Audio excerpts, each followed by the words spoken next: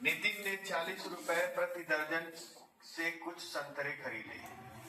यानी वो कितना संतरा खरीदा है इसके बारे में पता नहीं है, ठीक है, लेकिन 40 रुपया प्रति दर्जन से खरीदा है और उतना ही संतरा 30 रुपया प्रति दर्जन की दर से खरीदा है। उन सभी संतरों को 45 रुपया प्रति दर्जन की दर से क्या किया है? बेच दिया है, ठीक है। इस प्रकार 480 रुपए का क्या हुआ है? लाभ। इस प्रकार 480 रुपए का क्या हुआ है? लाभ हुआ है। उसके द्वारा खरीदे गए कुल संतरों की संख्या दर्जन में बताइए। बनाइए। प्लेट आती ऊपर से बतिया रही है। ये टाइम है? हा? अच्छा। नितिन ने 40 रुपया प्रति दर्जन से कुछ संतरे खरीदे, ठीक। मान के चलिए यक्स दर्जन खरीदा है। कितना खरीदा? यक्स दर्जन, ठीक है। तो इसका जो क्रय मूल्य होगा, क्रय मूल्य हो जाएगा 40 यक्स। बोले सही है कि नहीं है? 40 रुपए के दाम से यक्स में गुणा करेंगे तो कितना आएगा? 40। और कुछ संतरे माने उतने ही संतरे फिर से यक्स दर्जन खरीदा है, यक्स दर्जन खरीदा है और इसको खरीदा है 30 रुपए की दर से। तो यहाँ सीपी कितना हुआ? 30 यक्स। तो कुल सीपी कितना हुआ? कुल सीपी हो गया 70 यक्स। सही है ना जी। अब कह रहा है कि सभी संतरों को 45 रुपया प्रति दर्जन की दर से बेच दिया गया। सभी संतरों को 45 रुपया। तो सभी कितने संतरे हैं? 70। सभी संतरे जो हैं यक्स और यक्स कितना है? 2 यक्स। 2 यक्स दर्जन है और 45 के हिसाब से बेच लिए हैं। तो एसपी जो हमारा आएगा विक्रय मूल्य वो कितना आ गया? 90 यक्स। है कि नहीं है? यक्स दर्जन खरीदे हैं 40 के हिसाब से तो 40 यक्स क्रय मूल्य है और यक्स दर्जन खरीदे हैं 30 के हिसाब से तो 30 यक्स क्रय मूल्य है। तो कुल क्रय मूल्य कितना हो गया? 70। और सभी संतरे कितने हो गए? यक्स और यक्स कितने हैं? 2 यक्स। और 2 यक्स दर्जन को 45 रुपए के हिसाब से बेच दिए तो कितना हो गया? ये विक्रय मूल्य हो गया और ये क्रय मूल्य। अब बताइए लाभ कितना है? लाभ हमारा हो गया 20 यक्स और 20 यक्स का वैल्यू दिया है 480। यक्स का मान हो जाएगा कितना? 24। तो कुल कितने संतरे हैं? कुल संतरे जो हैं वह है आपके कितने? 2 यक्स, यानी 2 गुणे 24। कुल संतरे कितने हैं? 48 दर्जन। ये इसका आंसर होगा। ये लंबा मेथड है, आपको शॉर्टकट हम बता दे रहे हैं, ध्यान से देखिए। इतना लंबा नहीं लगाना है। देखिए आपको सीपी निकालना है। सीपी तो सीपी आपका हो जाएगा 40 प्लस 30 बराबर कितना हो गया? 70 दिया है ना जी। और 2 लोगों का है तो इसका एवरेज निकालेंगे तो बटा क्या करेंगे? 2 कर देंगे। 2 लोग का दिया है ना तो बटा 2 कर देंगे, 1 का निकलेगा। तो सीपी हमारा कितना आ गया? 35। और एसपी कितना दिया है? 45 दिया है ना। अब यहाँ पर हम लगा रहे हैं छोटा सा। लाभ कितना हुआ है? 10। 10 का वैल्यू 480। 1 का वैल्यू कितना है? 48। कितना दर्जन है? 48। ठीक।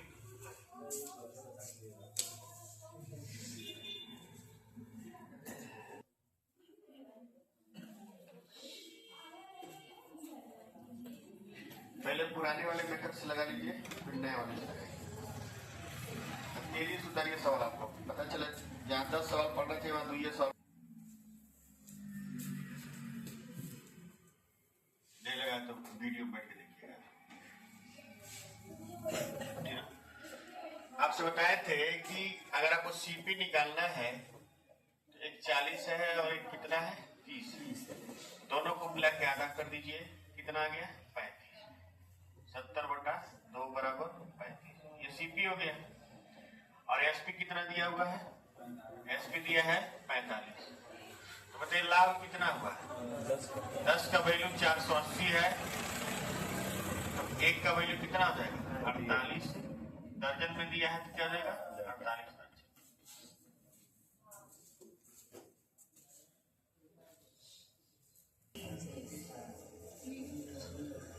14 + 18/2 कितना आ गया? यानी 16 रुपया आ गया ना जी। ये हमारा सीपी हो गया 16। और एसपी कितना दिया है? 20। लाख कितना हुआ है? 4। 4 का वैल्यू कितना है? 120। 1 का वैल्यू कितना? 30। यही आपका हो जाएगा। 2 कड़ी सवाल है, इतना बड़ा क्वेश्चन है। ठीक, हाँ तो ऐसे ही देता है ना, डराने होता कुछ नहीं है। ठीक, चलिए ध्यान देंगे।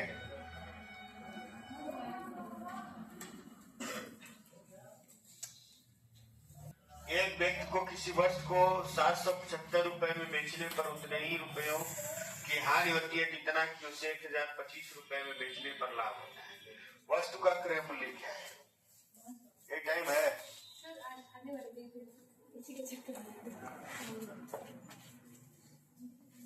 बनाइए इसको। ये भी 2 पॉइंट सवाल है, लगाइए। चलो आंसर। एक व्यक्ति किसी वस्तु को इतने रुपए में बेचता है। इसको हम 2 तरीके से लगा रहे हैं, ठीक है।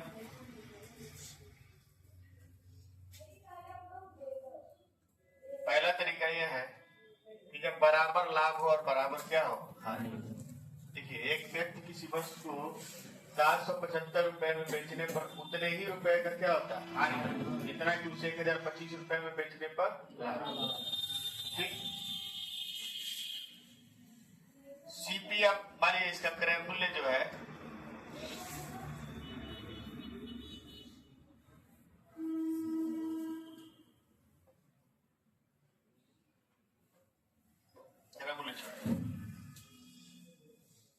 लाभ जो है वो है 100 रुपये और हानि जो है वो भी कितना है? 100। तो देखिए 775 रुपए में बेचने पर, यानी 775 में हम 100 रुपये यानी हानि को जोड़ेंगे तो हमारा क्रय मूल्य की क्या होगा? बराबर होगा कि नहीं होगा? ये लगाने का तरीका नहीं मैं सही से बता रहा। और 1025 इसमें से हम लाभ को घटा देंगे तो हमारा क्या मिल जाएगा? क्रय मिलेगा कि नहीं मिलेगा? बोलिए, किसको नहीं समझ में आ रहा है? समझ में आ रहा है कि नहीं आ रहा है?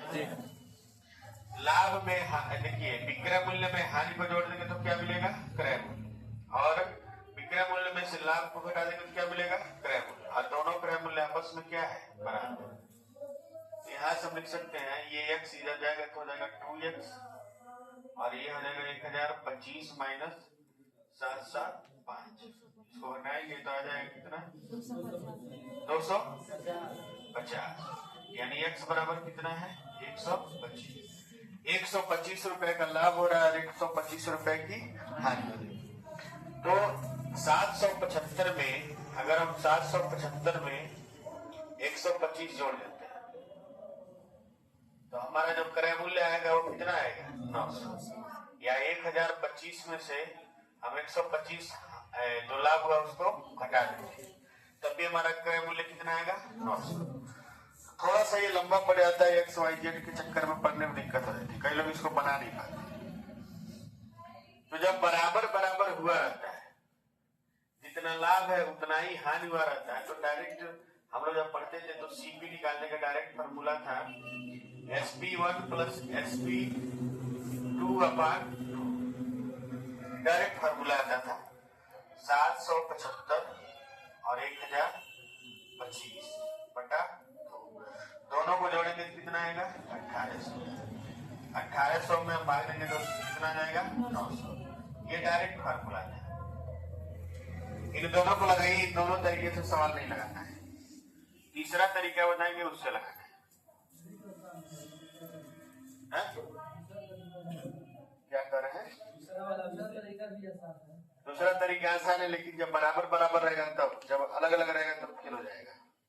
ठीक,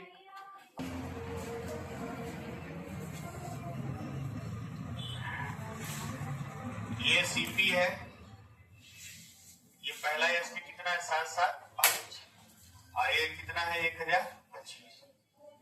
अगर ये 1 है ये भी कितना है 1, दोनों आपस में क्या है बराबर है ना। तो ये दोनों मिलाकर कितने हुए 2 का डिफरेंस है, इसमें से इसको घटाएंगे तो आएगा 250। एक का वैल्यू कितना हो जाएगा 125।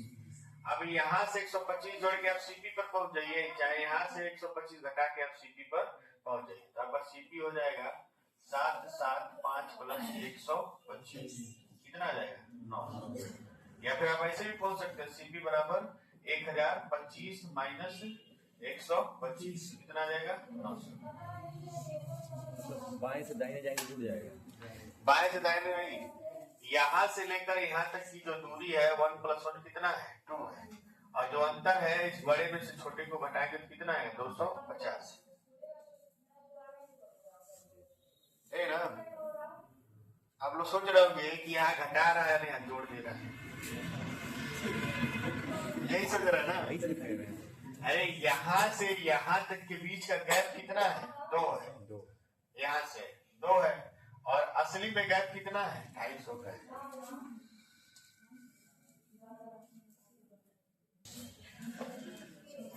डायरेक्ट देखिए दोनों में बराबर है, तो सीपी हो जाएगा कितना 300 प्लस 1000 बटे 2 कितना आ जाएगा 1300 बटा 2, 650 रुपया उसका क्रय मूल्य होगा।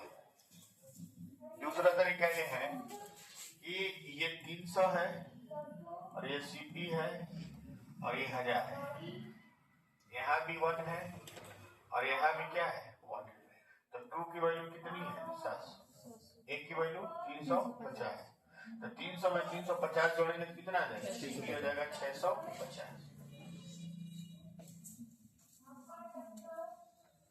हो गया। 1200 है ना, तो 1200 प्लस 700 बटा कितना हो गया 2, 1900 बटा 2 कितना हो गया 950।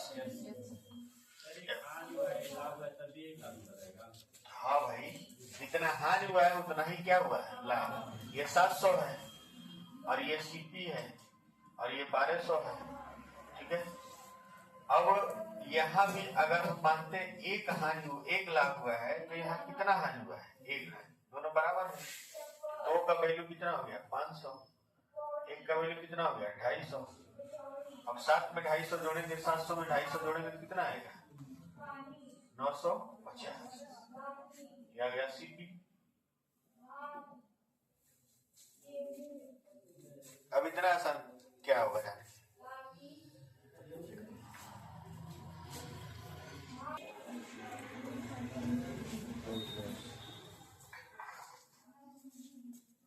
एक कार डीलर किसी कार को 7.6 लाख रुपए में बेचता है, 7.6 लाख, ये सीपी है। 7.6 लाख रुपए में बेचता है तो उसे कुछ नुकसान होता है।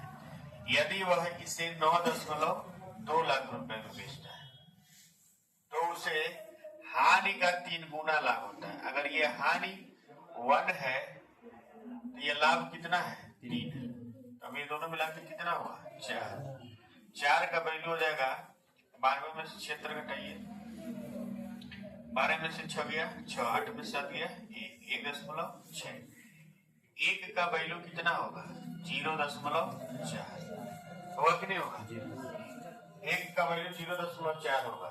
अब देखिए अगर आपको क्रय मूल्य निकालना है तो इसमें आपको 1 का वैल्यू जोड़ना पड़ेगा। अगर आपको क्रय मूल्य निकालना है तो इसमें से आपको 3 का वैल्यू क्या करना है घटाना, तो 1 का वैल्यू जोड़ दीजिए। 7.6 लाख में हम जोड़ देंगे 0.4, 6 4 10 7 1 क्रय मूल्य कितना हो गया 8। ऐसा नहीं, तो ऐसे अलग अलग वाला देता है। पेपर में कहेगा कि जो लाभ है है वो हानि का 2/3 है, हानि जो है वो लाभ का 3/4 ऐसे देगा। अभी आगे क्वेश्चन हम लोग लगाएंगे, और नहीं सोना है, अभी ये खत्म नहीं हुआ।